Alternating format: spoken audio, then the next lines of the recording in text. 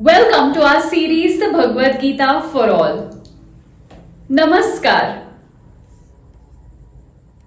Chapter 11, Viśhwarūp Darśhan Yog, or the Yog through the beholding of the cosmic form of God.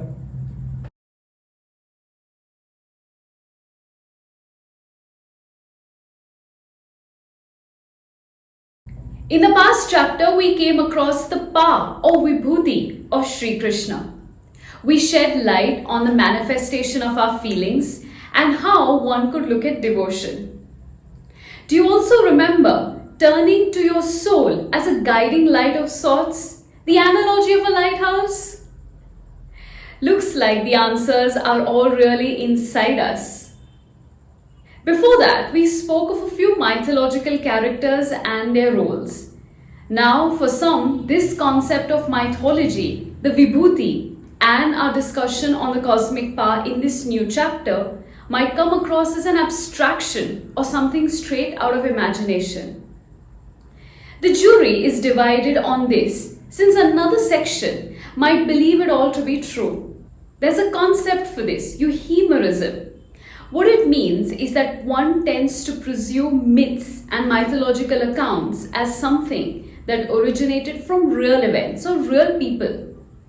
If you think hard, does it really bother you? The origins, the stories? You're here to make a sense of your soul, the lessons you have to learn. And all that matters in the end is your karma. And why not have a story backing you up on a value that you've come to believe? Let's get started with our new chapter then. Knowing a different side of his friend, Arjun is no longer disillusioned. In fact, he is grateful to Shree Krishna for sharing such a valuable knowledge with him. He feels overwhelmed by the compassion of someone he knows as his friend, as his cousin. Here's what Arjun now knows of his friend. While Shree Krishna manifests in everything around us and in humans too, he is not affected by their imperfections.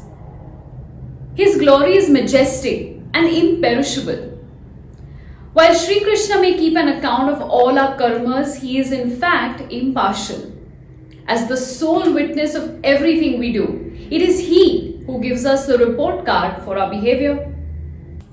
In a previous chapter, the Karma Sannyas Yog, we spoke of the attributes of an aesthetic flower, the lotus. Arjun in this chapter addresses Sri Krishna as Kamala Patraksha, meaning eyes like the lotus flower.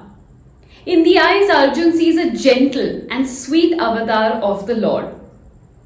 So far, Arjun has seen the divine form that Sri Krishna presents him. Now he wishes to see Sri Krishna's universal form, his Viśhwarūp, albeit with all the opulences. As always, one's freedom of thought and belief should be upheld as we speak of this very Viśhwarūp. Now we've discussed this before about the presence of God, a higher power. One cannot overlook the difficulty one might face in accepting the power or attributes that some believe rest in an idol. Let's not belittle anyone's belief. Each of us can showcase devotion in the way we want to. You could choose the devotion you'd like to exercise. It could be idol worship, or doing your duty diligently, or even a belief in yourself.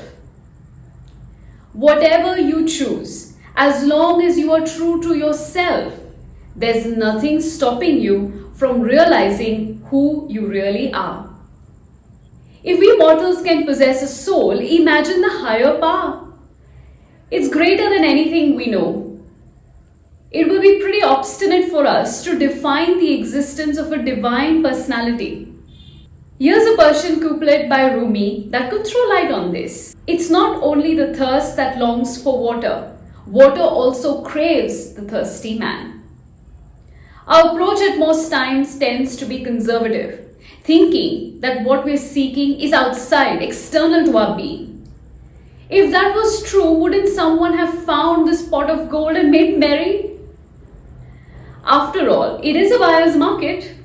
The search for truth begins and ends with us. We undermine our own potential oblivious to the possibilities, the plethora of opportunities that rest within us. In one of the verses, Arjun calls Shree Krishna Yogeshwar. What the label implies is that Shri Krishna is the Lord of all yogis. Yog, as we know, is the union of the mind, the body, and the soul. Yogis are individuals who practice this unison. Only when one does find this merging, this unification, can one truly find the peace of mind one looks for.